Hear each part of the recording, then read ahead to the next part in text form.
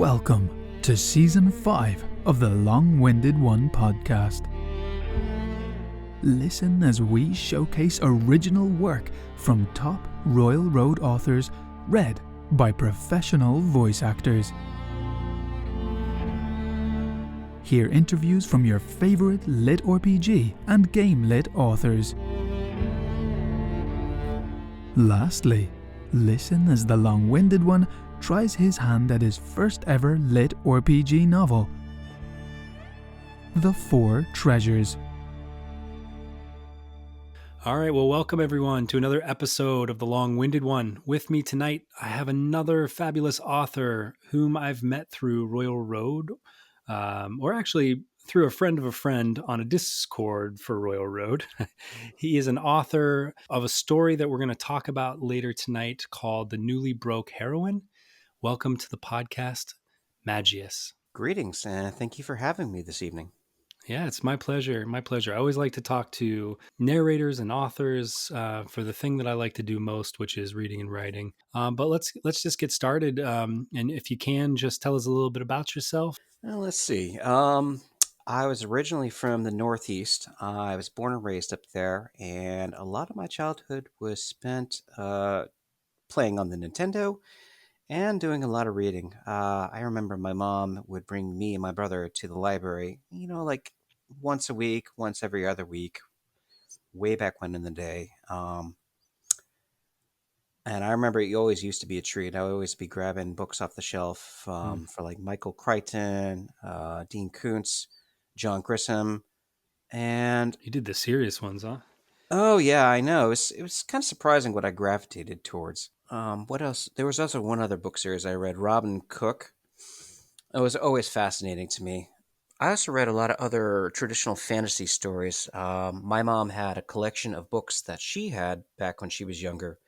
So we had the Dragonlance trilogy, like the original one, and then there was a bunch of other derivative books that came out over the years. I also remember reading The Legend of Huma, which is like one of the first standalones that they had that characterized Huma, like the legendary hero, as this very average guy thrown into very extraordinary circumstances.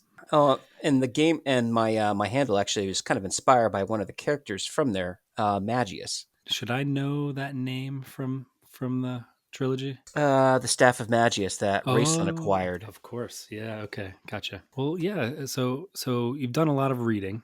Anything else you want to tell us about your past? Let's see. So, by trade, I'm an engineer during the day, and during the evenings and nights, I'm a father, and I do my writing during most of that time, along with the weekends, whenever I can squeak away a couple of minutes.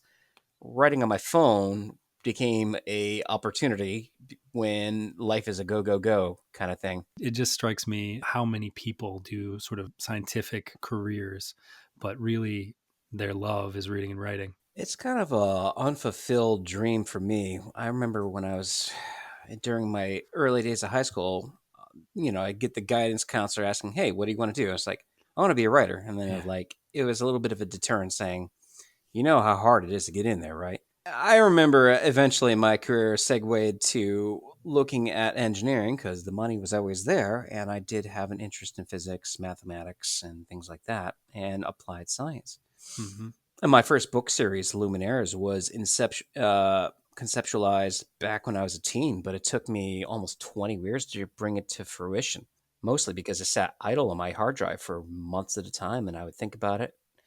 And then it was about a year and a half ago that I got the inklings, like, I want to be a writer, and if I get too old for it, I'll never do it. We're kind of in the world of lit RPG and game lit and isekai. Can you tell us how you ended up inevitably coming to that world, and if you had a gateway writer? So I found Royal Road by accident. I was looking up Vancouver the Conqueror, and I had found the webcomic on Webtoons.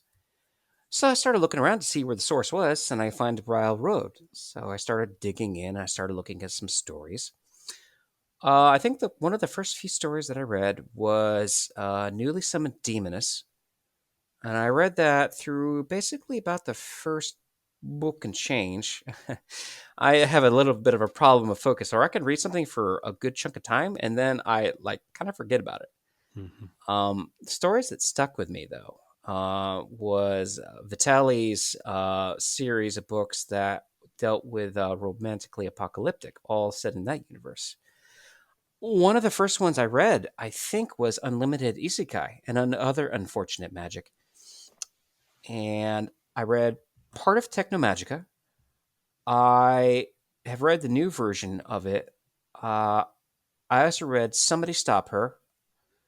And I that's the thing. When I started reading it and they called it litRPG, I looked at it. I was like, there's if you look at some stories, there's a lot of blue boxes and they'll go into detail about stats and whatnot. But I feel like with his approach, with some of his stories, it was very minimalist and the focus was on the story and the characters.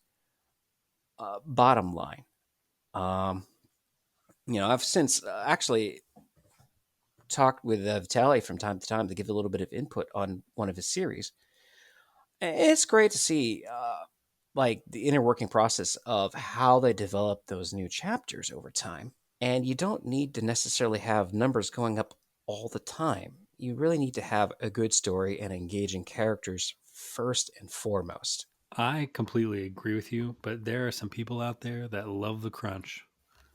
They do. I'm really curious because you're like I was, but you came from kind of traditional fantasy, mystery, espionage, and then you it seems like you went down a rabbit hole with this lit RPG thing that is our bread and butter now. What was that? Was it a love at first sight, or did you have to chase it with something in the beginning? So let's see here. It took me a little bit of adjustment to understand lit RPG, and I am by no means an expert on it, but I've read enough stories or enough length of them to start to get a grasp of how they work and what some of the appeal is with some of them. I've actually been doing some research reading on one story that stands out in particular, He Who Fights with Monsters. I started reading through the first book in that, and I've also started reading Selkie Myth's Beneath the Dragon Eye Moons. I will waffle back and forth between the two, but I feel like the good research projects to understand what other authors do and the depths to which they will pull in system and lit RPG aspects. So, from what I've read of Selkie's story, it's very, very number crunchy. Literally every skill, anything that you do has a skill attached to it. Even mango cutting. Well, so let's talk more about Royal Road and how your experience has been on Royal Road so far. That's correct. When I first started posting, I was working on a book series, The Legend of the Luminaires, which is by and large a traditional fantasy series. I kind of crash coursed a little bit on learning what it is to be an author on Royal Road, and a lot of the learning was on the fly. So, short version, picture this. Teenagers become dragons, and suddenly they realize that the reason they're all becoming dragons is because of this James Bond villainous company, which is trying to use said events to jumpstart a world revolution against the mage government, which has its own slew of insidiousness behind it, too. So, it took me a couple of months to get traction, and I have been posting it since. And during the summer, I developed a new series that I was working on. It was a lit RPG. It's still on hold, but I've got like 115,000 words on it. And it's my first foray into real lit RPG. And I kind of hit a wall. And then I decided I was going to do a comfort piece for myself, something I wrote for myself called Newly Broke Heroine. And how it started was I had this idea of some overpowered hero, like basically saving the day. And they come back home. And the most ridiculous problem they can face that they just can't punch in the face or beat with a hammer is taxes. On its head, it sounds a little silly. But I decided to keep playing with it. So what I did is I tossed a chapter of it onto Scribble Hub because it was a very lighthearted tone. I wanted to do something comedic, something not too serious.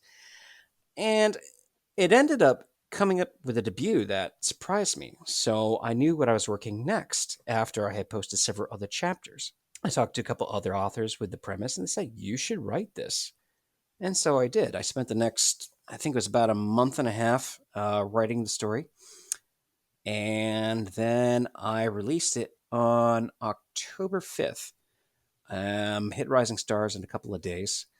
I remember I was looking at some of the real time feedback and having slight panics. There's like, because every time you do a release, there are always going to be things that you can't plan for, and that's kind of the nature of being an author. You don't always know how your audience is going to react to certain things, but ultimately, a couple authors reminded me to stay the course, write what you love.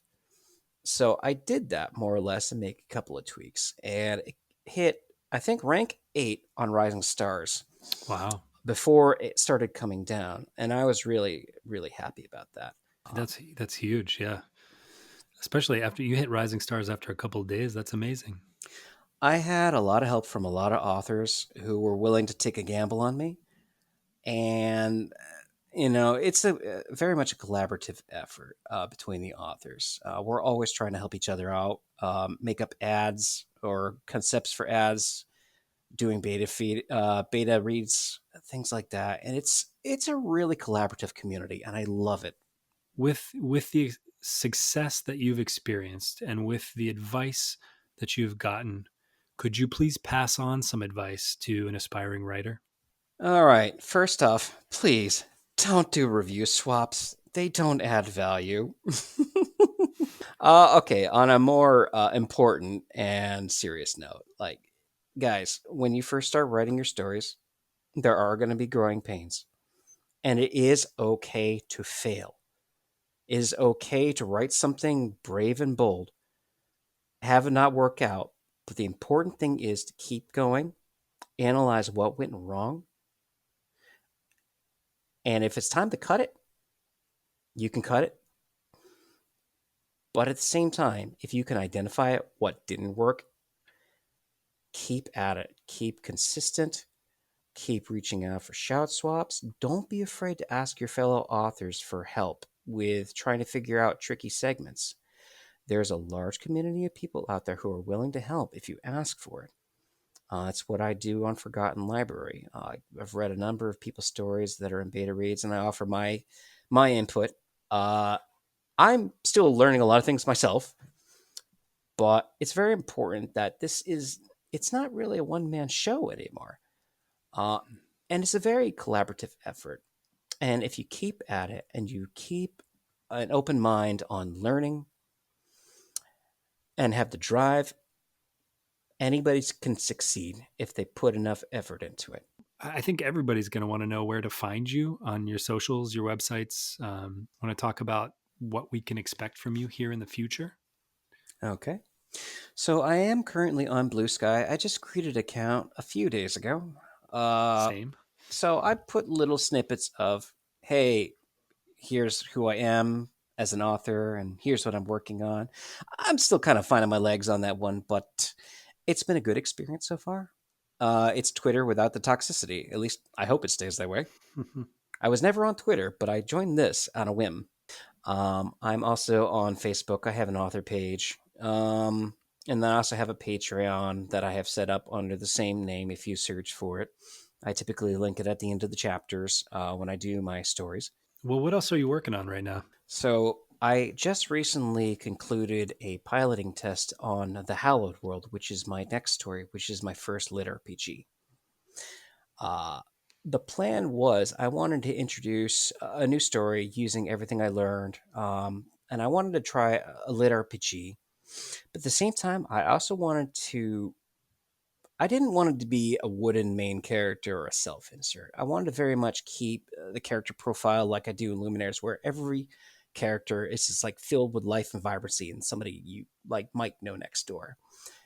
And I wanted to try to combine that character focus with the focus on development through becoming a magical engineer and trying to deal with a very massive problem where a godlike being is trying to take over this entire world with a little bit of a god complex. And he has to find lots of innovative ways to not only build tech that will give them a cutting edge, but also make alloys and also try to come some terms with some baggage that he's been carrying from Earth as well. So I also wanted to take the approach when I created the system. I treated it very much as a magical construct similar to what you would see from Halo, where you have Cortana, the AI. I know there's a lot of tropes about snarky AIs or hostile systems. I wanted to go something a little bit different where the mystery of what this construct is part of the story. And I also wanted him to be like rooting for the main character, Sean's success and helping guide them along that way so that they can all get through this in one piece. The power set is tied very much to magical engineering, so he can use fire, ice, and these magical force molds, which gain additional abilities as he gains level ups. And one other trope I really wanted to do away is the only way forward is killing. He gains experience from doing other things, and the way I framed it is he doesn't have to kill enemies in order to gain experience, like you would see in a lot of stories. No, you can treat it as threats neutralized. So how he deals with the problem is much more discretionary, and building things for his allies also net gains, but unlike Skyrim, he can't craft 1,000 amulets and level up his smith skill. Well, what else? Anything else you're working on? Let's see. I am very early on another litRPG that's closer to market that deals with something basically fighting against shadow monsters and getting pulled into like this essentially post-apocalyptic world. A guy gets infected with this void energy, and he can counter it with light energy from the creatures he slays, or by other means that he eventually acquires to get it without having to murder everything in sight. But the catch is, if he tries to use too much light energy or dark energy in one go, non-standard game over. And I'm very much inspired by an open world concept where he roams the world, gathering allies, solving mysteries of how the world got broken and how to combat the threat. So very much like Legend of Zelda or The Witcher 3. That's very cool. Very cool. Yeah, that one's still very much in the concept phase. I've only written a few thousand words, but in light of all the other projects I got on my plate, it's taken a little bit of a back burner. I've been doing some book research to fully capture that crunchiness of lit RPG and how to put it in a style that I particularly enjoy writing. Tell us a little bit about the piece that we're going to hear from Newly Broke Heroine. Mm-hmm. So this is the opening that I had taken the excerpt from. So I wanted to capture the spirit of who Fiona is. Not all the details are available right up front, and I wanted to capture this cheery, enthusiastic, isekai woman who has very much taken a liking to this adventuring lifestyle. And I wanted to show that she was essentially unbound. She could live the life the way she wanted that she couldn't necessarily live back on Earth. It's still a little bit of an adjustment period for her.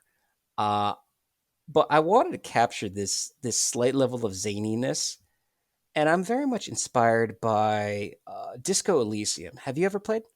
No, I haven't. I know of it. There was a fanfic that I reviewed, so I am familiar a little bit. So essentially, it's kind of like that. The main character from that game genre is a little bit of a piece of work, depending on what path you take him.